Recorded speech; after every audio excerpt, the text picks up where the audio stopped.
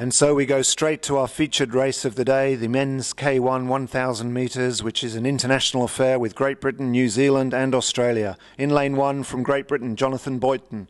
Joining him from Britain in lane 2, Paul Wycherley. Watch out for him. Darryl Fitzgerald of New Zealand in 3. Steve Ferguson, also New Zealand in 4. Ken Wallace, Currumbin Creek, the Gold Coast, Australia in lane 5. Manly Warringa's Murray Stewart will be the challenger in lane 6.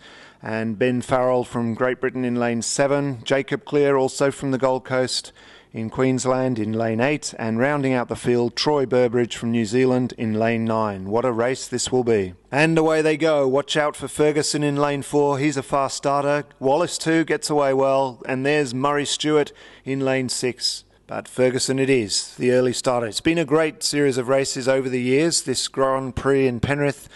We've had Ben Fooey in some fantastic matches with Ken Wallace, and now a field of 3 New Zealanders in the final. So Ferguson heading out there, Murray Stewart now picking up the pace, Paul Wycherley in lane 2, Wycherley striding along. Now a busy program today, we've still got K2 heats final, and you'll need your boat for your warm down.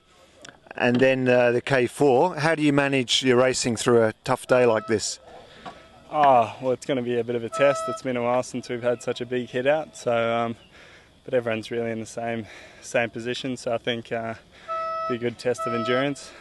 And you mentioned earlier on the international competition. How good is it? We've got the Kiwis here, we've got the Great Britain team here as well, and yeah, there are only 3 Aussies in the A final. What does that mean? Yeah, no, it was I guess a bit of a wake-up call to us. We sort of got caught napping a bit, I think, but I think we'll bounce back, and it's great to have them here.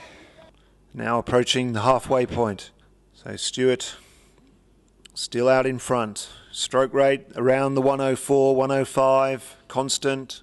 Wycherley holding on in lane 2, giving the Australian a run for his money. Jake Clear on the far side, still going well, and Ferguson still holding form in 4th. So these 4 created some space between themselves and the rest of the field. Will Wallace make a comeback? He's got a strong finish, but Stewart, he's picked up the pace. Stewart has opened up more than a boat length on Wycherley in 2 and Jake Clear in lane 8. So Murray Stewart from Manly Warringa trains on Narrabeen Lake. He's got a busy day today after the K1. He's lining up in K2 and then K4. You took a win there. How was the race? It looked tough.